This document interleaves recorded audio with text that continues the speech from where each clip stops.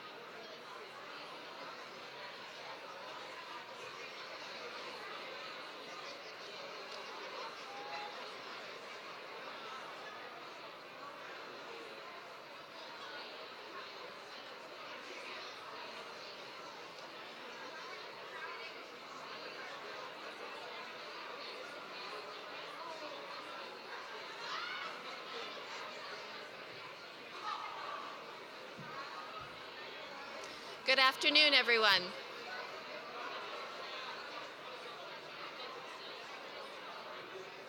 We're going to go ahead and get started.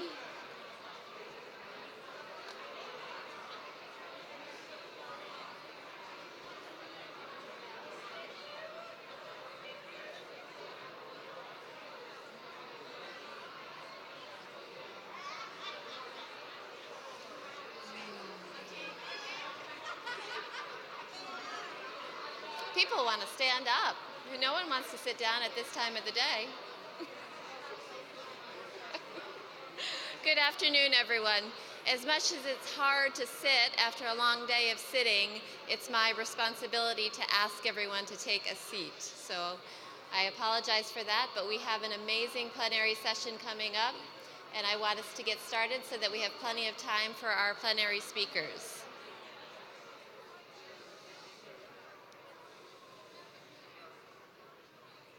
It's my distinct pleasure to welcome you to today's plenary session. My name is Becky Rogers, and I'm the program chair for this year's conference. I have just a few brief announcements that I'd like to share with you. First is an announcement about the silent auction and the LRA book display. Your silent auction bid number is on the back side of your badge. We've had publishers donate books that are authored by LRA members, and they're available for bid until Friday afternoon at 3:30 p.m.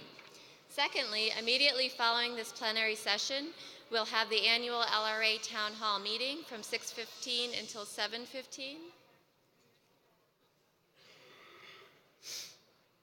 in Broadway Ballroom F. The Town Hall meeting is an important part of LRA's annual meeting. In an effort to inform and extend our research efforts, the Town Hall meeting this year will feature a participatory dialogue amongst LRA members about how our research informs and intersects with policy and diverse publics. Later tonight from 9 p.m. until midnight, we invite you to attend Vital Issues, sponsored by the LRA Field Council. That will be in bar lines where you can continue conversations. The lighter side will also be run concurrently this evening from 9 to 11 in Broadway Ballroom K. Now we turn to the Distinguished Scholar Lifetime Achievement Award presentation, followed by the Early Career Achievement Award presentation. I would like to introduce you to Dr. Pat Edwards from Michigan State University and past president of LRA, who is the current chair of the Distinguished Student Scholar Lifetime Achievement Award. Pat?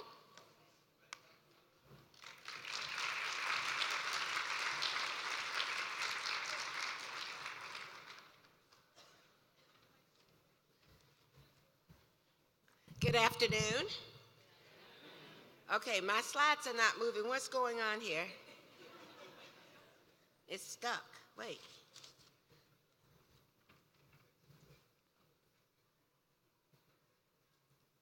There we go. No, we need to do one more. Oh, there we go. Now, I guess we're ready to go.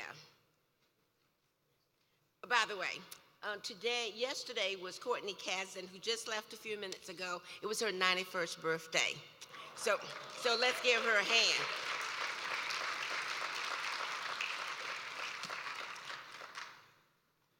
The Distinguished Scholar Lifetime Achievement Award was first presented at the annual conference in 2001.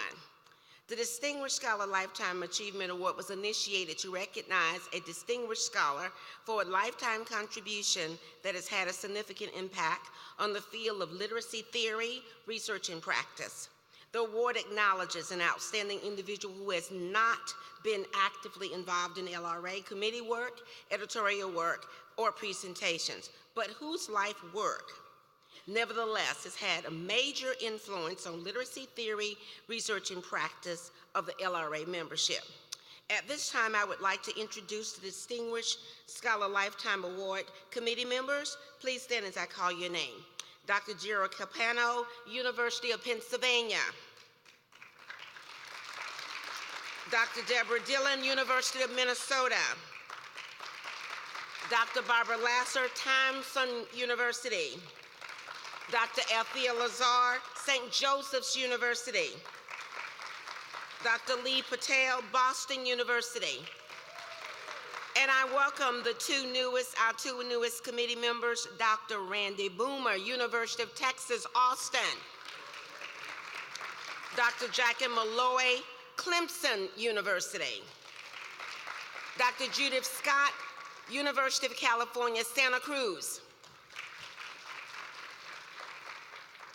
Today, it is my great honor and pleasure to introduce one of the most influential literacy scholars of the 21st century, Dr. Alan Luke, Professor Emeritus, Queensland University of Technology, Brisbane, Australia, and the 2016 Distinguished Scholar Lifetime Achievement Award recipient.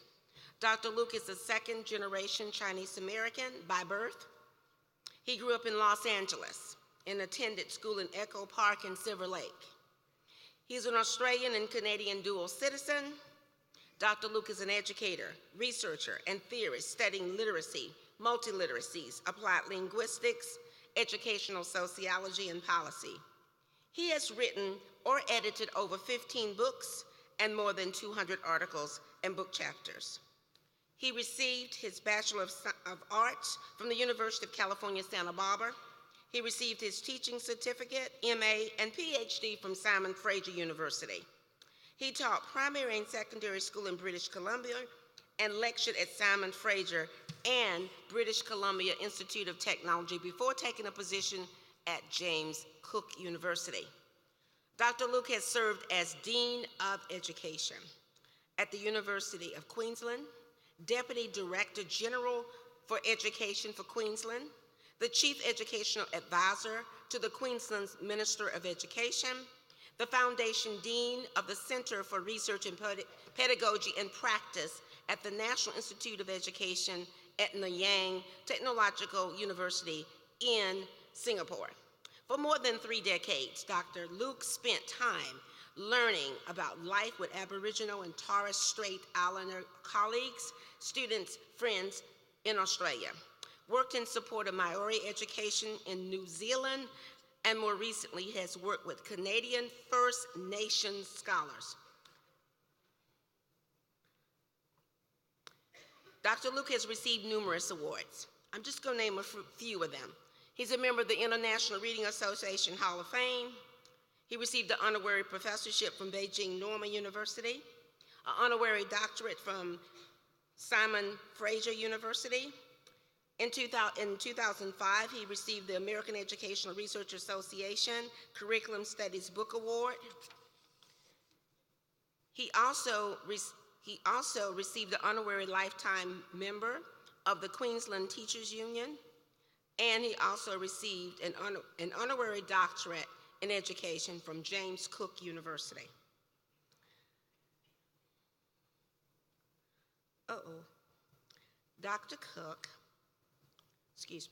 Dr. Luke, with Peter Freebody, originated the 4 resources model of literacy in the 1990s. Part of the New London group, he was co-author of Pedagogy of Multiple Literacies, Designing Social Futures, published in Harvard Educational Review in 1996. Now to the fun stuff. First of all, many of you might not know that Dr. Luke listens and plays a lot of music. He writes and plays folk and rock music and the blues. Also, he plays in a 1940s jazz and swing band. So yes, it is absolutely true Dr. Luke is a literacy scholar. He's very cool, and he rocks. And he has a series of musicians. I don't know what I'm, he has a series of musicians that he likes. And we're gonna play one of the musicians he likes. It's called My Big Yellow. Okay.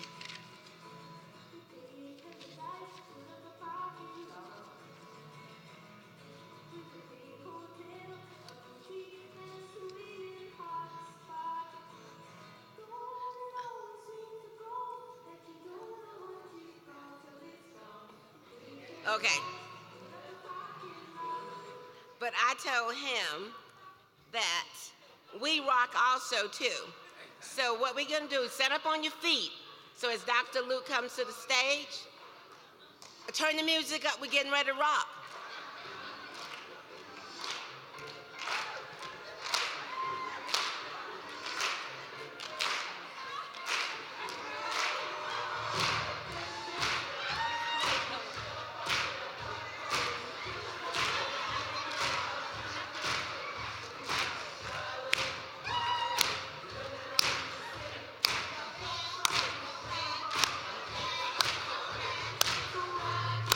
Funk it up.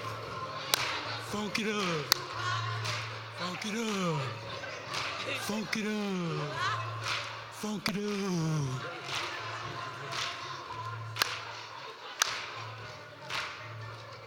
I don't even like this.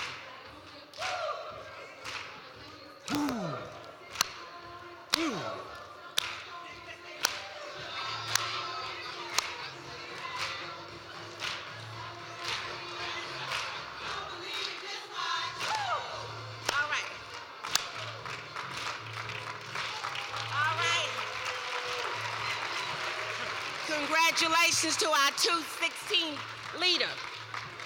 Where's our money? Now, wasn't that fun? Okay.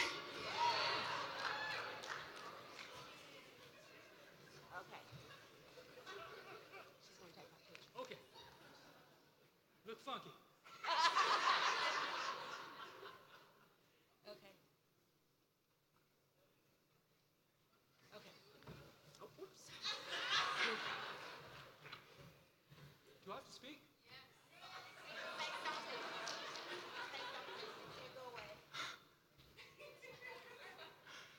Wow. I just finished speaking, guys. Look, the only time that I've been to this conference, to NRC, et cetera, this is the second time I've been to the States in 10 years. It's been, and when Pat broke me out of retirement, I was just coming back and I was working on new songs in the studio. I very deliberately stopped academic work in 2013, partly to get my soul back, partly to rebuild my relationships, partly to figure out who I was and what I wanted to do, because this work is hard work. It's privileged work, it's hard work. So when Pat initially emailed me, I was shocked. I was blown away. I went through all this minority boy, Chinese boy, this can't be real, this isn't me, I shouldn't be up there with them. And I think that speaks a lot. It's good for me that something like this has not become naturalized or inherited. It's good to me that it's still a suit of clothes that doesn't seem to fit, it took a little bit of work. Because what it does is it reinforces the double consciousness that I have, which to me, in all of my work, has been what's informed it, which is I've always seen the world through difference, as Du Bois would say, through the other. But what I managed to do traveling all these places and being and working in different environments was I began to see that it was a privilege. That being colored, that being different, that working in other people's land and other people's space gave you an epistemic view of the world and understandings that we're not part of what Bourdieu would call doxa, that you are always on the other side. So it's both a privilege, but also a privilege, but it should remain kind of an oddity to receive this for me. When I spoke, the one time I spoke at NRC was when Louise Rosenblatt received the award in 2011. And it was really a privilege to me because, unbeknownst to myself, Louise sat on the stage. She was nearing 100 years, and she talked to me about being Margaret Mead's dorm mate in Columbia and the decisions she had to make, and the lunches that she and Gregory Bateson and others would have with John Dewey, discussing these things. The work that I've done with Courtney has connected me with a conversation. And I think what I was trying to say earlier, and what I'd like to say to any of you who missed it, is if there's one thing that I can do, I can indicate to you that all of this work that we do is an intergenerational and intercultural exchange. I had to learn from indigenous people that white people have elders too, that we all have elders. And so working with Courtney over these years, and having Ken and Yetta and others in that generation here, and then being here at this historical moment when you have your generational challenge, and being able to tell you that Courtney and her generation lived through wars, and I've been reading Du Bois for 2 weeks, and Du Bois went to Fisk University, child of slaves, here in Nashville in 1898, then went to Berlin to work with Weber, and then studied with William James at Harvard in 1899, that Du Bois, in founding the NAACP in 1909, had his battles. My father had his battles, and my mother had their battles. Pat Edwards and I, Carol Lee, we had our hearts broken in 1968. We didn't think we were going to make it, any of us. People were killed, okay? Our dreams were dashed, and we were left with a war, and we were left with our rights crushed and our hopes crushed, okay? We fought, we stood up, we kept at it. We didn't allow them to divide and rule us. You know, God bless the reformers, God bless the peacemakers, God bless the radicals. Don't let them divide you, okay? This is your moment. Thank you.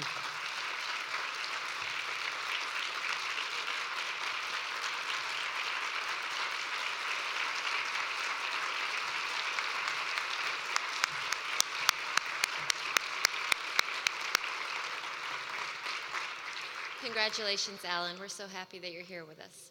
And thank you for your inspiring address. Next, it's my pleasure to introduce Dr. Fenice Boyd from the University of Buffalo, SUNY, and chair of the Early Career Achievement Award Research Award Committee. Fenice will introduce this year's winner. Fenice?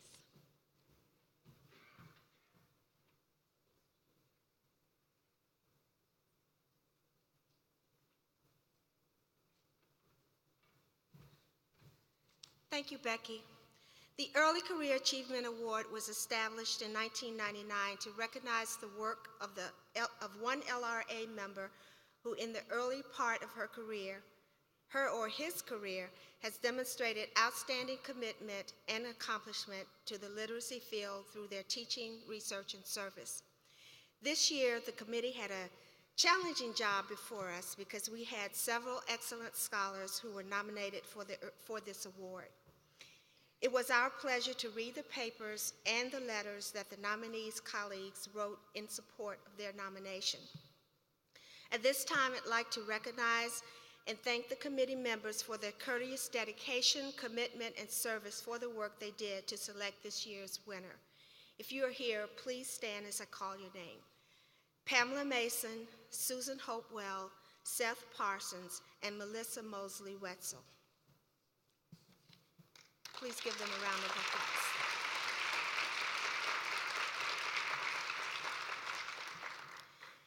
It is my privilege to introduce Dr. Tisha Lewis Ellison as the awardee of this year for 2016, this award for 2016.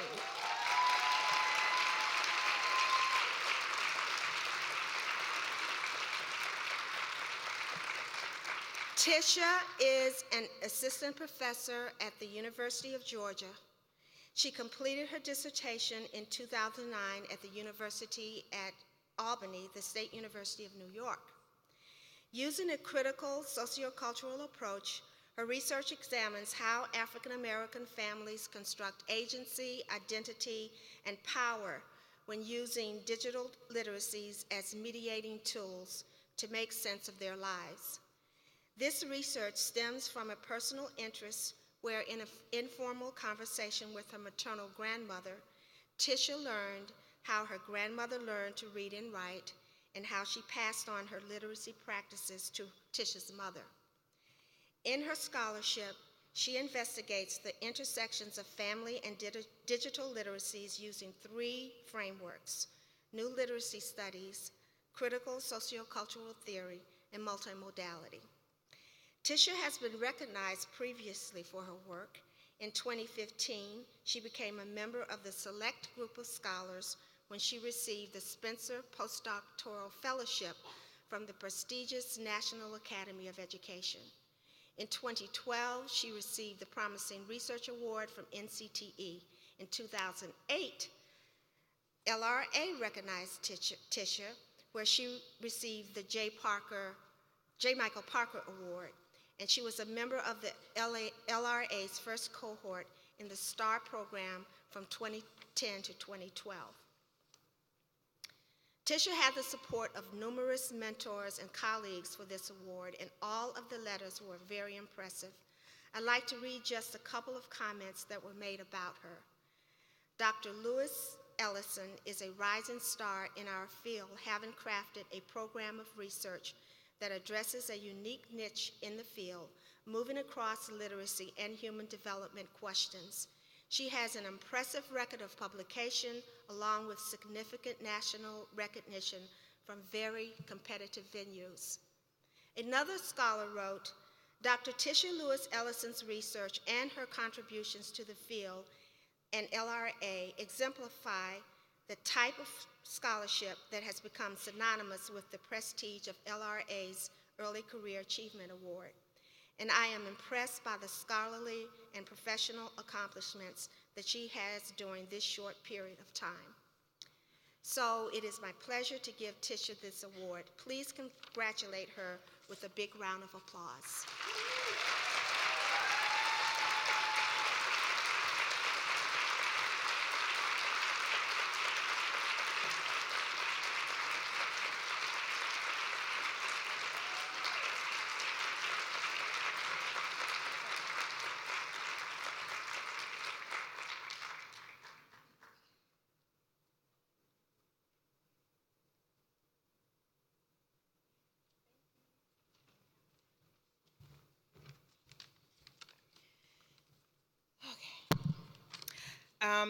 I want to thank LRA for this wonderful award.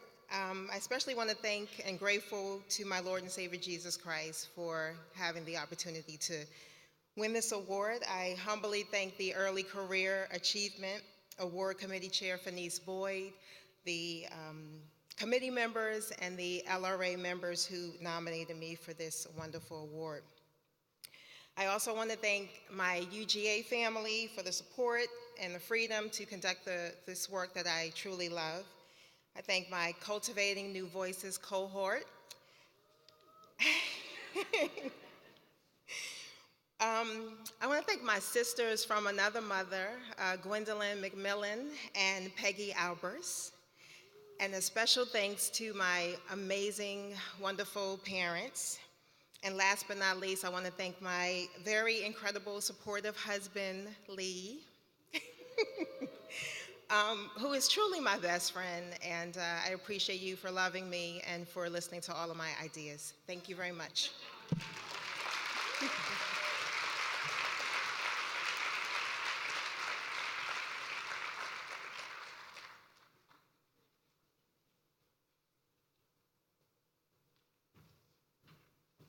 This is just a wonderful session.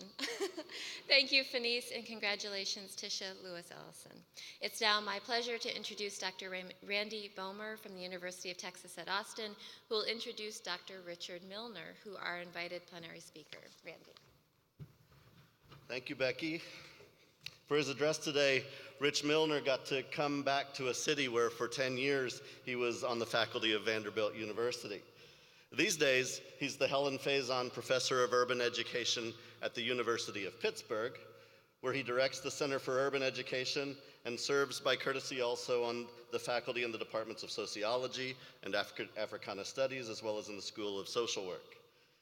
He's the current editor-in-chief of the journal Urban Education and was the co-editor of the Handbook of Urban Education. He's the author of books many of us have on our shelves and turn to again and again. Most recently, Start Where You Are But Don't Stay There, Understanding Diversity, Opportunity Gaps, and Teaching in Today's Classrooms, and Racing to Class, Confronting Poverty and Race in Schools and Classrooms. Rich also comes home today as a literacy educator. He was an English teacher and has a master's in English education, and he helps all of us still to become better readers at reading our world and thinking more carefully about words, especially words like urban, race, and gaps. Please join me in welcoming back to Nashville, Dr. Rich Milner.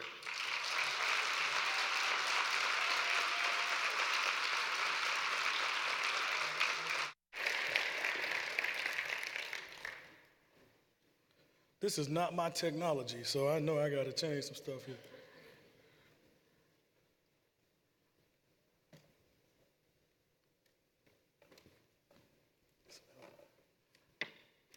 So I think it's this one.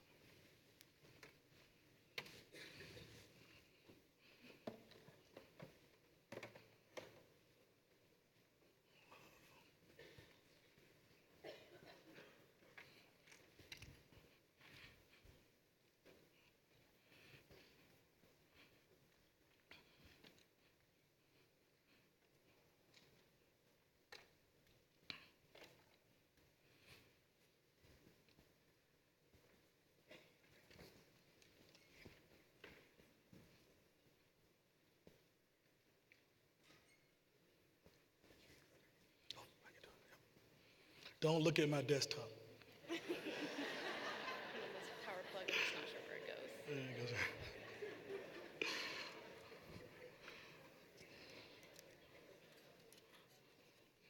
See how disorganized I can be. Okay.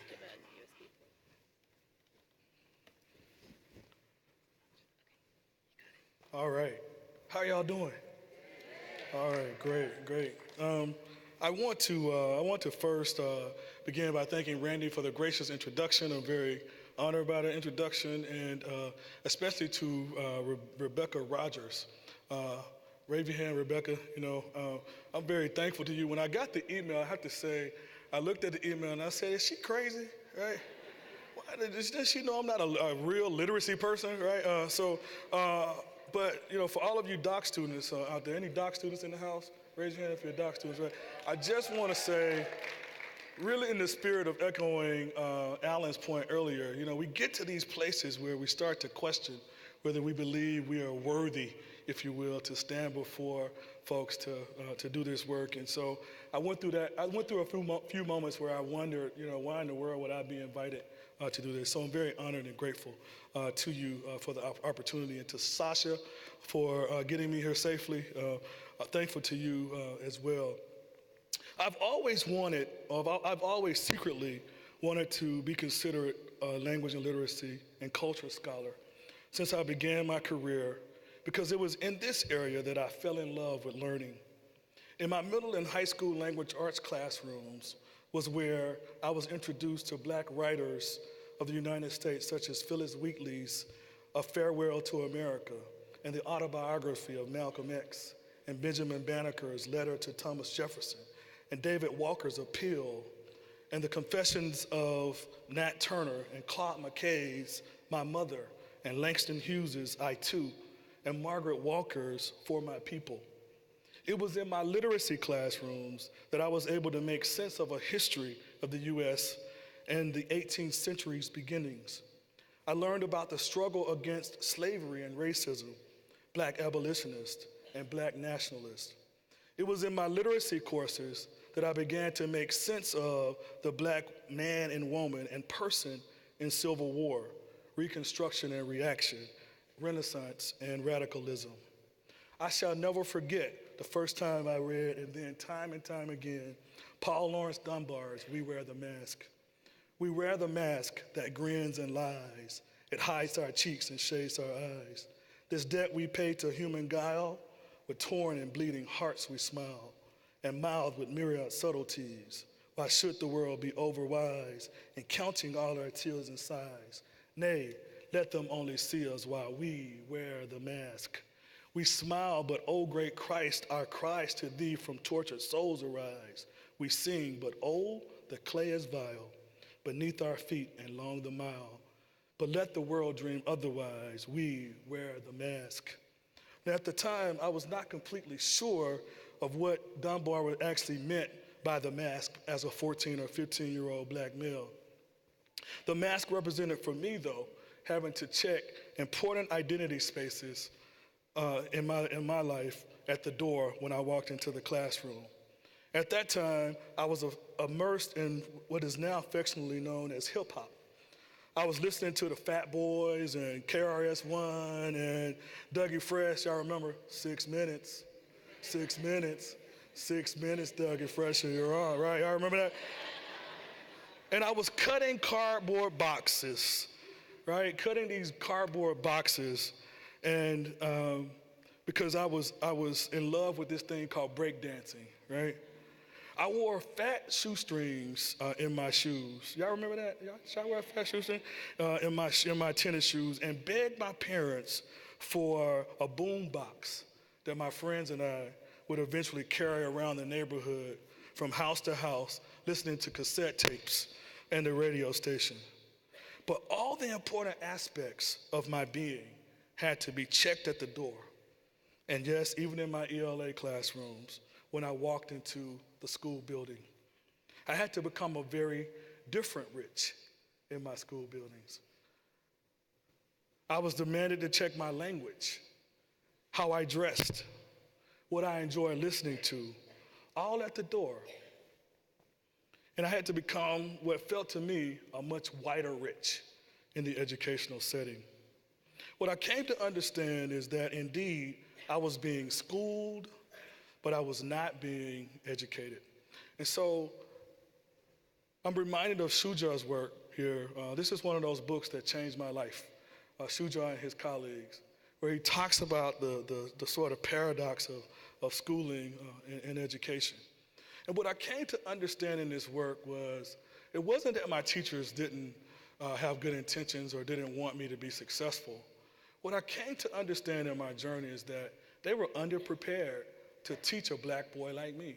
They were grossly prepared to teach a black boy, a black male, in their experiences.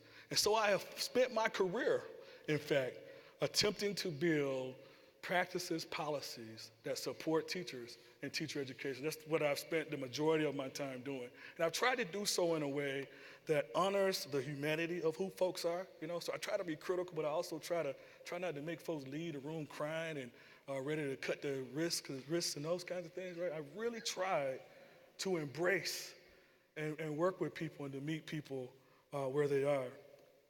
My work has really been anchored around this notion of building knowledge and beliefs among educators, and really trying to get my head around how those educators talk about issues of race in varying social-political contexts. But the resounding question that I really want us to continue thinking about as I spend my time with you today is really this one. It is really, why race? But why race? I conduct professional development across the country, and I was doing a professional development session in an elementary school, and one of the teachers raised her hand and she said, our principal, Rich, invited you here to talk to us about specific strategies to teach our poor children. I was devouring what you had to say. You were right on target until you got to this race stuff. Race has nothing to do with how I teach my kids living in poverty. What does it matter, really? And for the remainder of the professional development session, despite my great pedagogical skills, I was not able to bring her back, right? She decided to doodle for the remainder of the session. And so throughout this talk today, I want us to go back to the question, but why race? But why race? If you look at national data, you see on the left-hand side, these data are taken from the the Office of Civil Rights, CRDC. On the left-hand side, you see representations of those in our population. And then on the right-hand side, you see, can I move around? Am I able to move around? All right, let me move around. Can y'all still hear me? All right, good. All right, cool. So on the left-hand side, you see the proportion of students in U.S. schools, and then the right-hand side, you see the proportion of students who experience in-school suspension, right? So you see those data, right? And if you look at these data, you see outside of school suspension, right? And there's some people, and if you look at the quote-unquote, this is Hispanic, these are their labels, so I'm just taking the data straight from CRDC, just to be clear, I know better, right?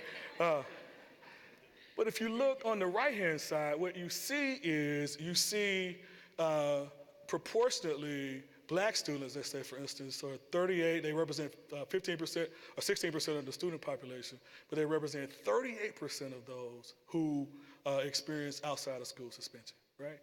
So, and then people have a nerve to ask me, why are you focusing on race? Right? Some people even have a nerve to ask me, why are you focusing on black students?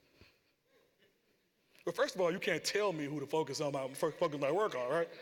But more importantly, right, when you look at these data should tell you that it is imperative that we center race. If you were to tease out these data and look at quote unquote like Hispanic students whose first language is not English, we see very similar patterns in terms of disproportionality among those students. So they are actually collapsing students who are considered quote unquote white Hispanic and so forth, when you see those numbers that look more proportional. Expulsion, right? So you might say, well, those are national trends. But what about in Nashville, right here in Davidson County? If you look at these data, right? Why race? I know y'all should say, that's right, right? Yeah, right. Why race? That's why, right? Right? In school suspension. Outside of school suspension. Why race? That's why. Expulsions, 73.1%.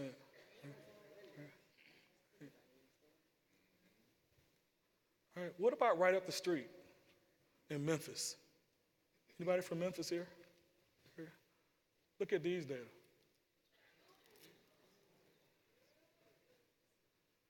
And for outside of school suspension.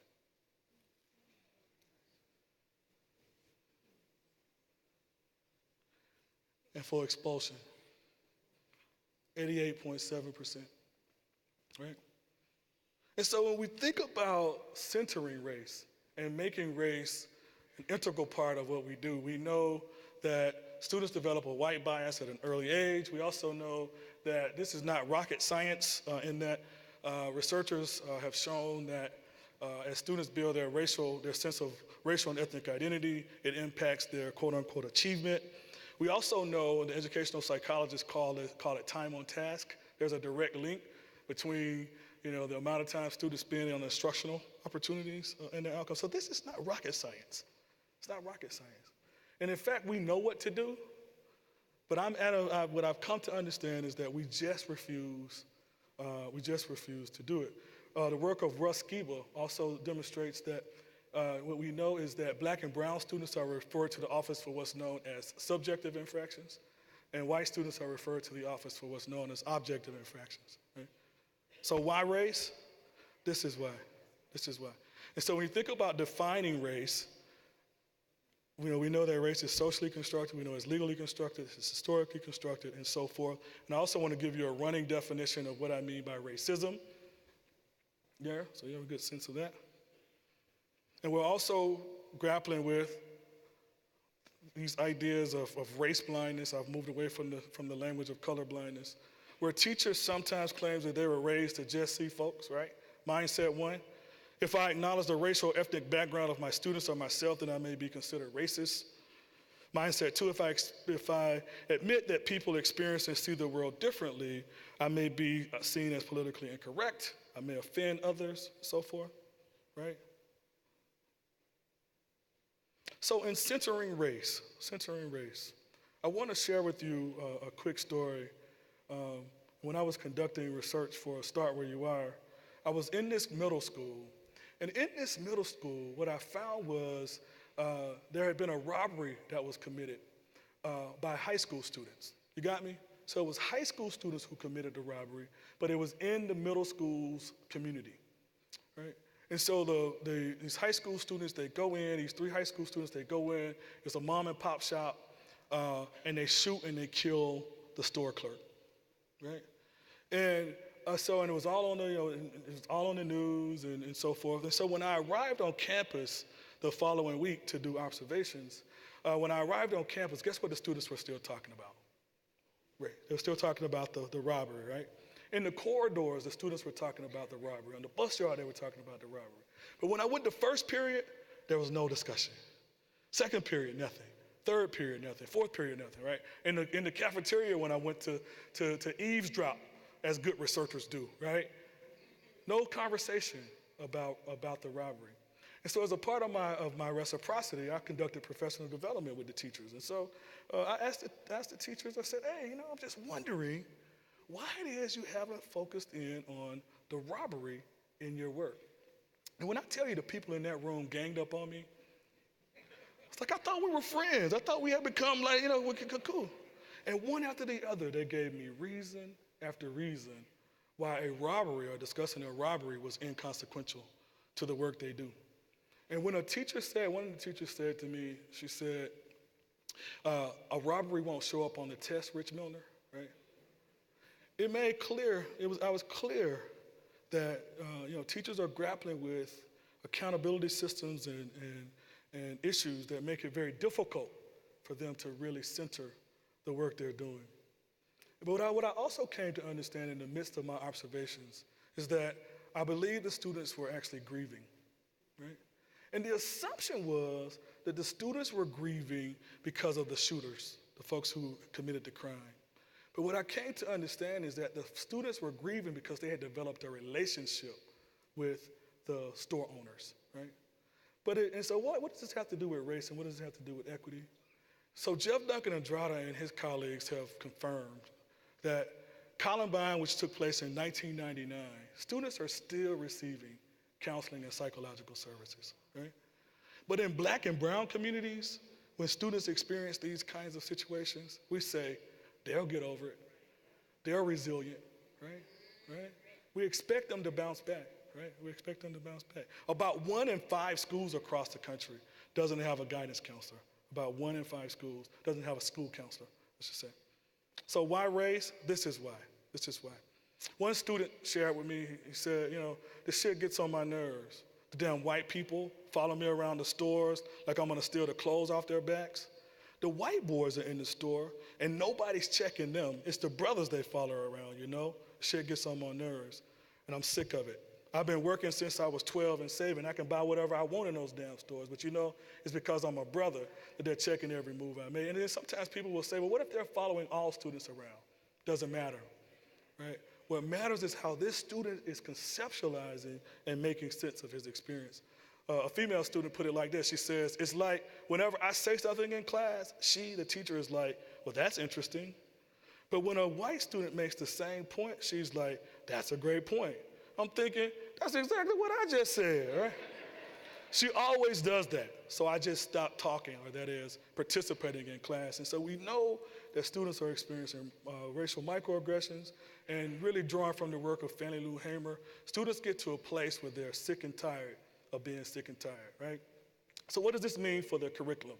What does it mean for the curriculum? Really drawing here from Elliot Eisner, we know that there's an explicit curriculum, we know that there's an implicit curriculum, and we also know that there's a null curriculum. And the null curriculum is the most fascinating form of the curriculum. The null curriculum is what students don't have the opportunity to learn. It's what students don't have the opportunity to learn. As an example, I was doing some work, I was actually doing some observations. I have 6-year-old twin daughters. And so I spent a lot of time in preschool classroom now, Pat, yeah, believe it or not, right? Even though I'm a secondary guy.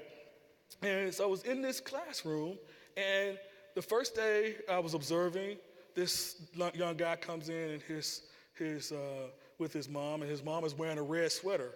And another student in the class says, hey, your mom is wearing a red sweater. And I remember we talked about the color red yesterday, and the teacher says, that's right. And red starts with the letter R, right? I'm like, that's good, kind of the dialogic is back and forth, right? About 2 days later, I'm in the classroom again trying to figure out if this is the right place for my girls, right? And the student comes in this day, and she comes in this day with her two mommies, right? And she says on this day, one of the students says, oh, you have two mommies? He says, I have a mommy and a daddy. And the teacher says, no. Go back and play in your PlayStation. So you call those little center times, right? Not PlayStations, center times, right? They could have PlayStations in there, right? And so in that moment, we know that students are learning something through the null curriculum, right? They're learning something through the null curriculum. In a very similar way, when students see these images, and when they see these images, and these images, and we tell students that this is inconsequential to the real curriculum and what we should be focusing on, they receive particular kinds of messages about what matters. And so in the wake of all of the shootings and so forth, media outlets, I was getting lots of calls about whether and to what degree we should be talking about and helping teachers develop the skills to have conversations about race. I wanted to step back and pose a question and ask, indeed, do teachers even believe this is what we should be engaging, right? Do teachers believe in their core that they should be engaging race in their work, right? And so Lori DeLaley O'Connor and I, we developed this survey, and I want to share some of the ideas as an exploratory component of our work. We sent it out to all the AAU deans. We're expanding. Some of you may have even received a copy of it. If you haven't seen it, let me know. I'm happy to send it out to you, right? So we can do it. But as of the 28th of this month, we've received 386 responses, about 49% at the pre-service level, 51% at the in-service level. And the breakdown of teachers there really mimics, in some ways, the broader teacher demography as well. And if you look at these data, they show you the respondents from preschool all the way through high school. Most of the responses were for high schools. Actually, and most of the responses, in addition, were from English language arts teachers. The next slide actually gives you a sense of the teaching level of those participants. We also were able to pull and get a sense of racial demography across different regions. This next slide actually shows you, and these were self-reports from teachers in terms of the student populations in which they work, with whom they work. And so we asked them questions like, do you believe that race plays a role in students' educational experiences, right? And this is what we found. This is the general population here.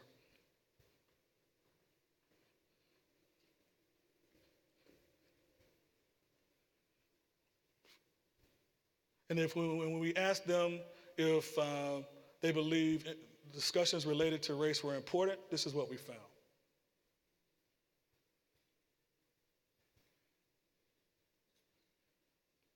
And then when we asked them if they believe that they should support racism with their students, this is what they found, what we found.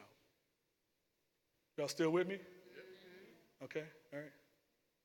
But when we asked them if they should discuss conversations about violence against black bodies, this is what we found. So we move from a place where teachers are saying, I believe race is essential, right? To when we ask about particular aspects of violence against black bodies, this is what we see. When we ask them about particular aspects of violence against police, this is what we found.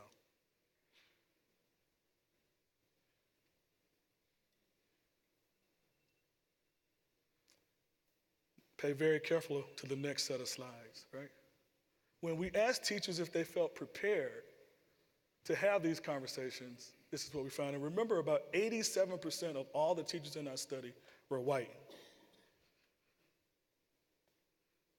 And then in terms of their teacher education programs, the vast majority with, I think the N for non-traditional teacher education program was like 2 or 3.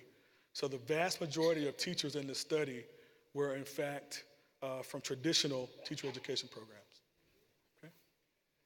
Right? So they either said yes, no, or not sure. And I think not sure is a strong data point, right? Right? Okay? When asked about whether they believe parents or guardians would support those conversations, this is what we found.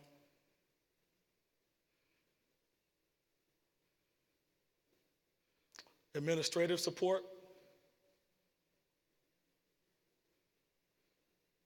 And I wanted to tease the data out a bit since we're at LRA, all right, let's look at the literacy teachers, right? The ELA teachers. So the majority of teachers, again, pretty consistent with the larger data pool. Well, it's actually off a bit, but for the most part, it's either yes or unsure. Very few people said no.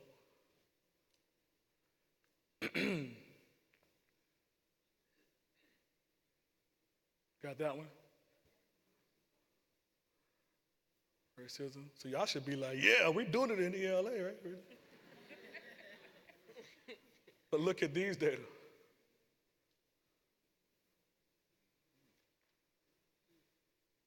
Violence against black people.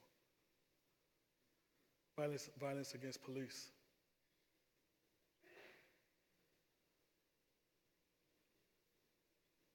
Feeling prepared.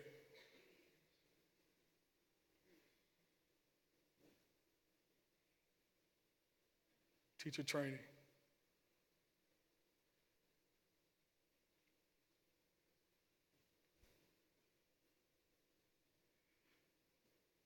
Interestingly, the Wainless study, when you think about the parents and administration and teachers feeling uneasy about parents feeling uneasy about discussing issues of race because of parental concerns. Shannon Wainless, one of my colleagues at the University of Pittsburgh, she conducted a survey, and what she found with I think there were about 1,400 responses, was that parents indeed actually felt comfortable, or they actually encouraged schools to actually engage issues of race inside the classroom. So although teachers have these concerns, parents might actually have a different view. So theme one, the vast majority of these teachers, both at ELL and also in general, the vast majority of these teachers who have responded believe that race and racism are important topics of discussion in the classroom. And the potential implication is that we've actually made some progress, right? Doesn't it feel like we've made some progress just in terms of helping teachers build the belief systems that race actually matters? I remember I used to spend weeks in my teacher education courses just trying to get, do y'all remember that? Am I the only one, right? Like spend forever just trying to make the case, right? Forever just trying to make the case. And so the work of these folks, right, whose shoulders I stand, and the work of these folks whose shoulders I stand, the work of these folks, right, and these folks, right, actually seems like it's making a difference. It's made a difference.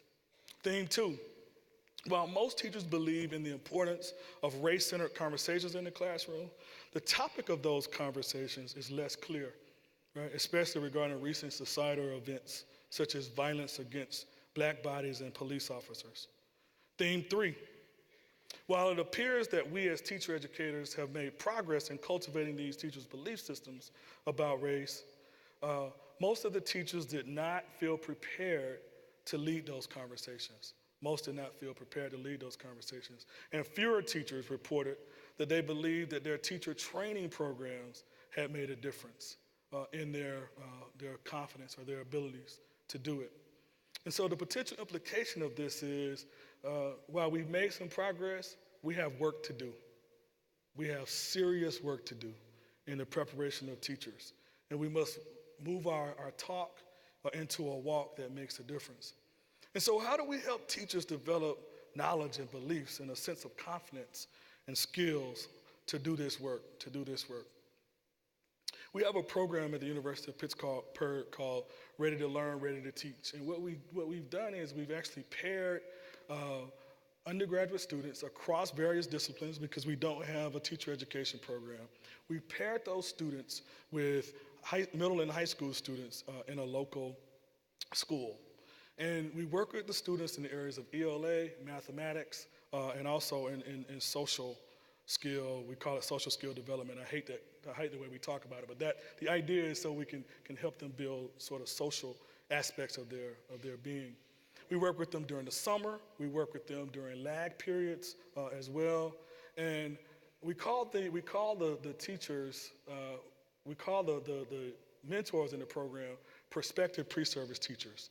The vast majority of those teachers, in fact, the vast majority of those in the program will go into the teaching profession, but because we don't have an undergraduate teaching program, we're calling them prospective pre-service teachers. This gives you a sense of the 4 teachers I'm going to focus in on here now.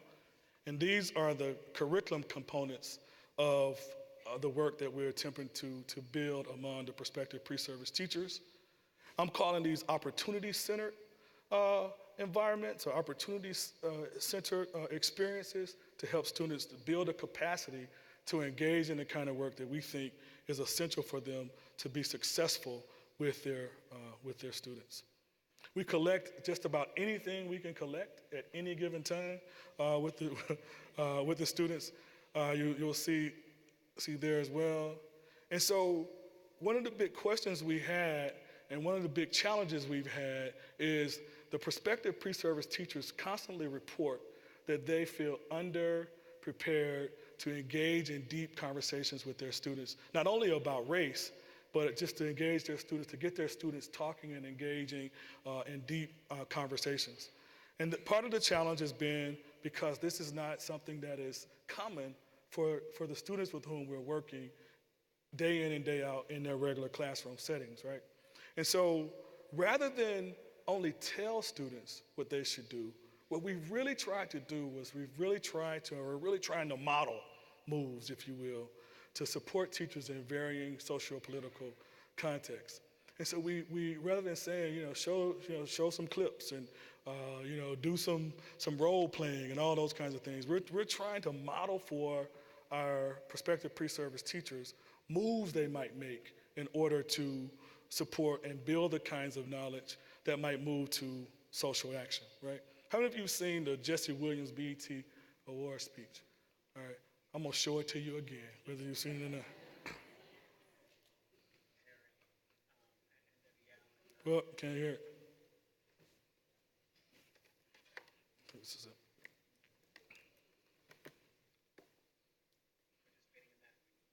Before we get into it, I just want to say, I brought my parents out tonight. I just want to thank them for being here and teaching me to focus on comprehension of the career that they make sure I learn what the schools were really to teach us, and also to thank my amazing wife who's changed my life. Now, this award, this is not for me. This is for the real organizers all over the country, the activists, the civil rights attorneys, the struggling parents, the families, the teachers, the students that are realizing that a system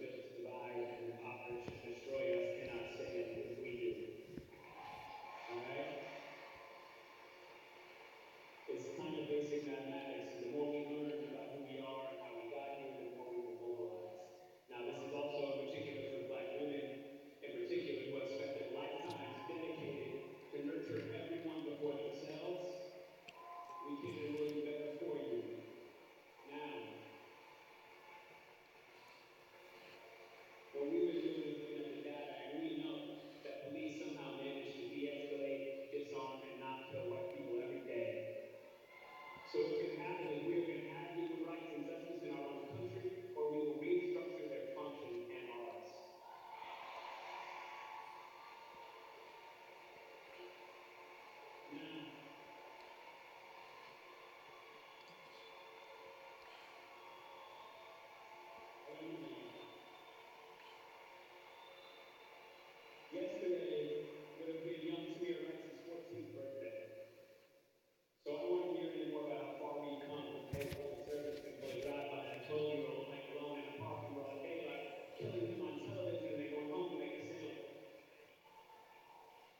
Tell her Keith Boyd how it's so much better to live in 2012 than it is to live in 1612 or 1712. Tell that to Eric Garner. Tell that to Sandra Bland. Tell that to Dorian Hunt. Now the thing is, though, all of us in here getting money, that alone isn't going to stop this. All right? Now dedicating our lives to getting money just to get it right back with someone's brand on our body, when we spent centuries praying with brands on our bodies, and now we pray to get paid for brands on our bodies. All right, so you get the idea, right? And so what we did was we showed a series of clips, and we showed, and I want to be clear here that there are two spaces of evidence that we might think about. One is really about the growth and development of the students whom the pre-service teachers were grappling and really struggling to connect with in terms of building discourse in the space. And then the second piece really is about the growth of the prospective pre-service teachers themselves, right? We also showed clips from Crash and Remember the Titans and so forth. And so I want to sort of share one of the very first times that I tried to model and work with the students in this space to give you a sense. Now, who's in the room? We have the middle and high school students in the room. We have a couple postdoctoral fellows in the room. We have the prospective pre-service teachers in the room as well, right? So we have all of these different sets of groups of people in the room. And I'm attempting to sort of model, right, teacher educators, model the work that we're supporting and we're propelling and we're saying teachers should be doing. So I'm saying, okay, all right, they're saying you step up and do it, right? We're telling you that we're having a hard time getting the students to talk in general, and then you're telling us that I need to be facilitating some conversations about race, right? You got it? Right, so here we go. All right, here we go. Don't judge me.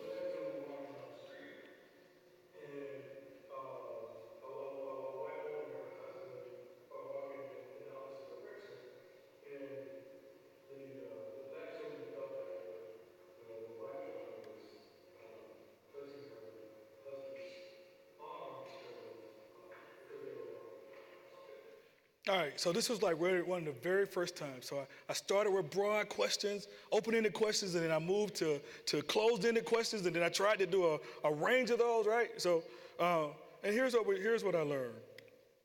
That I had not spent as much time, of course, with the students as the mentors had.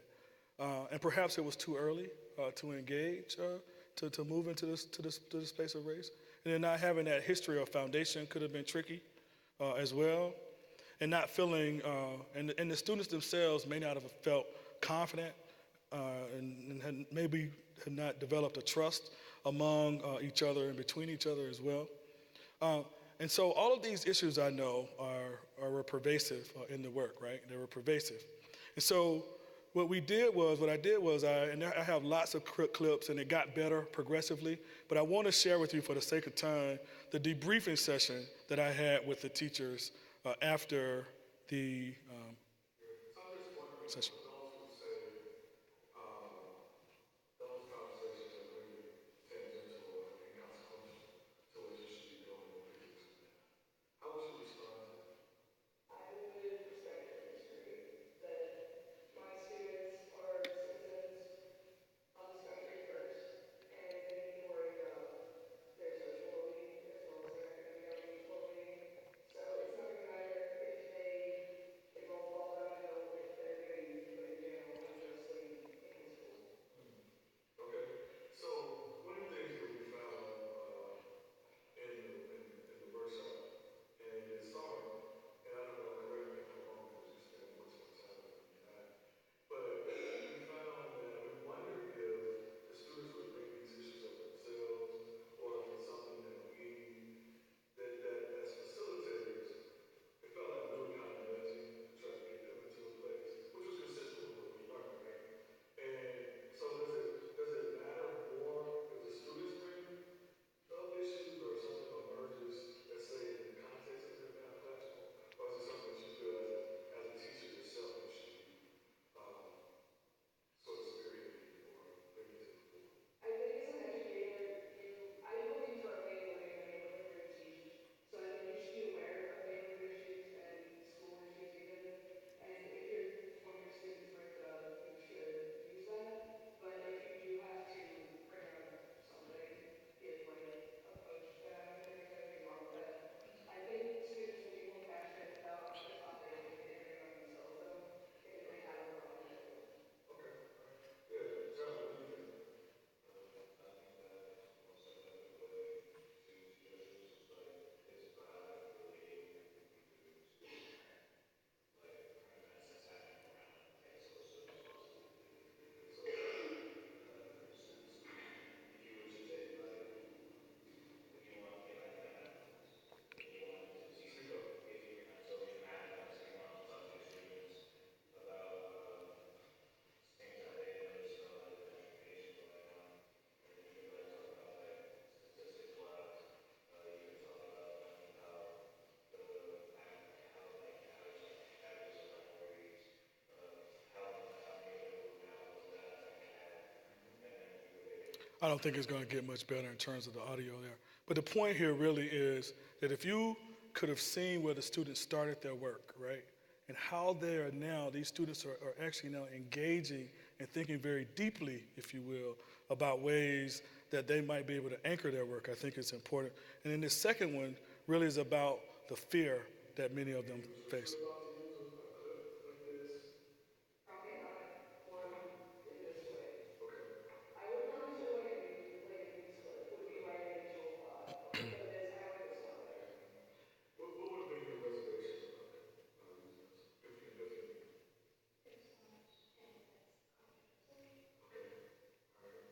any? I worry a lot about like parents pushing back because I like grew up in the city of Pittsburgh, but I went to high school in the suburbs, and every day like parents had problems with everything. And I had one teacher that was really really good about teaching social justice, and he got so much pushback from parents. So like I don't know if that's going to be as big a problem in say Pittsburgh Public as it was in regional, but it was bad and it stresses me out. So I guess that would be So you worry a lot about pushback from parents and controversial. And because I guess to me, there was nothing really controversial about it to the degree that he was very passionate and he offered his yeah, but parents see like could one line be like bad my child is not learning that and it frustrates me. So conceptually here, there are a few things that I want to mention. And it goes back to the work of Bandura here, right? Well, Bandura talks about moving towards mastery, right? How do you get teachers to a place where they start to feel more efficacious about their ability to execute or perform the task, right? And there is something very particular about which I can't see if I can find it here.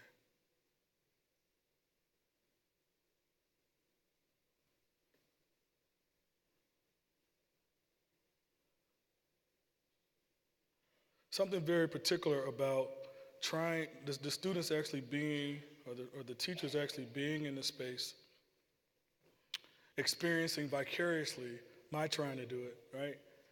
And then also experiencing and talking from a verbal persuasion perspective, ways in which they might be able to build their own capacity to do the work, right? To do the work. So I want to conclude by saying,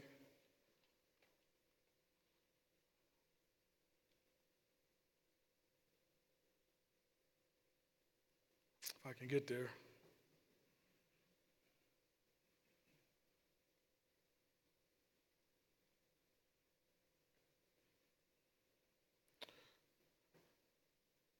So I want to be clear. So some of the teachers felt very uneasy about doing this work. And I want to be clear that I want to make sure teachers don't lose their jobs, right? Because I can't support them, right? So I don't want you to think I was trying to indoctrinate students to do things that would suggest that they would lose their positions. So I was very clear about being able to negotiate those pieces. And the prospective pre-service teachers, they saw me struggle in those spaces, and it actually gave them a really powerful sort of vicarious space, if you will, to advance the work. And the reflection sections also allowed both opportunities for me to learn through verbal persuasion and also the teachers. And then having prospective pre-service teachers in the room provided opportunities for the RTL students and the middle school students to learn about how to engage or not with these issues. And so I want to end with this lingering question. As a collective, what if we really conceptualized and practiced race as a legitimate space of content knowledge construction? That is, what if we said race didn't have to be tied to literacy? Or if race didn't have to be tied to mathematics or physics as a core space? What if we said race is a legitimate space of building content, of building ideas, of building text, and so forth? What if we did that? And I want to close with a piece by India Irie. And I want to say that India's work here, I wish she said all people, but she's basically talking about brothers. And because I'm a brother, I'm going to share this. Yeah.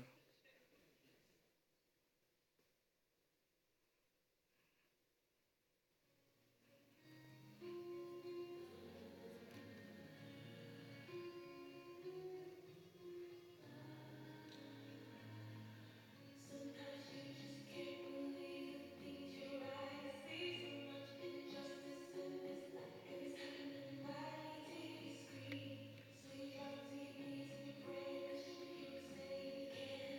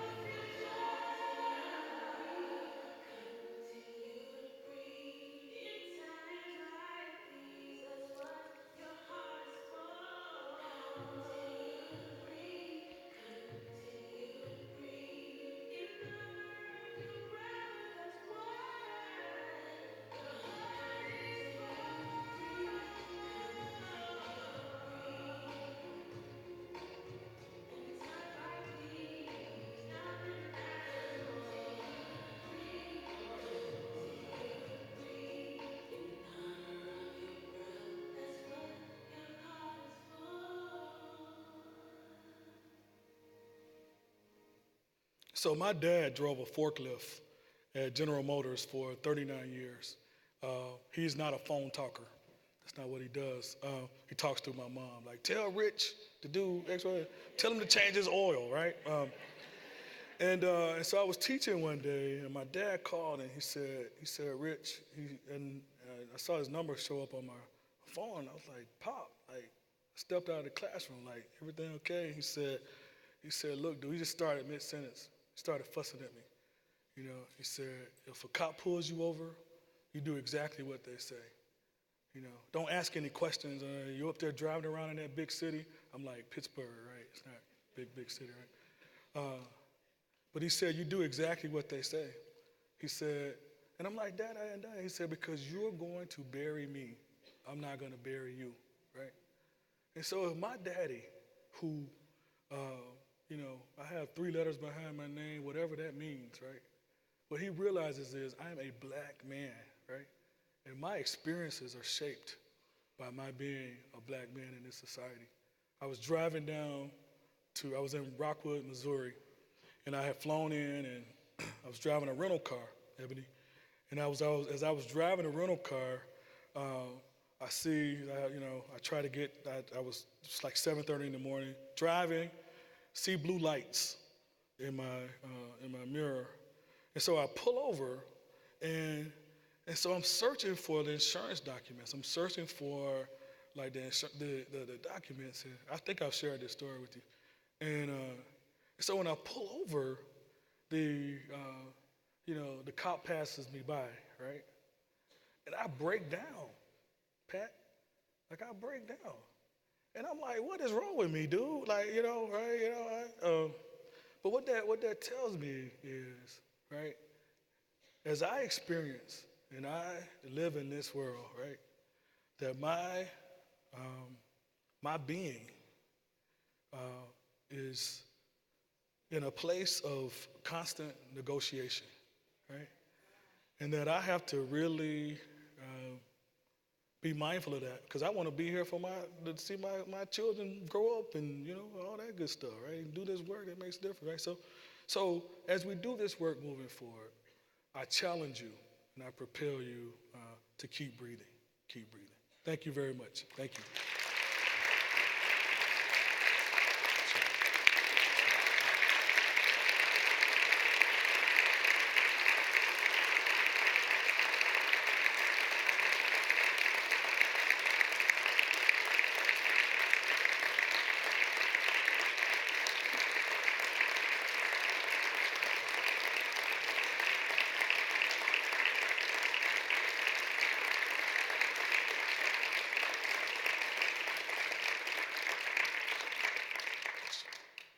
Question? We're out of time. Don't take questions? Thank you. Thank you.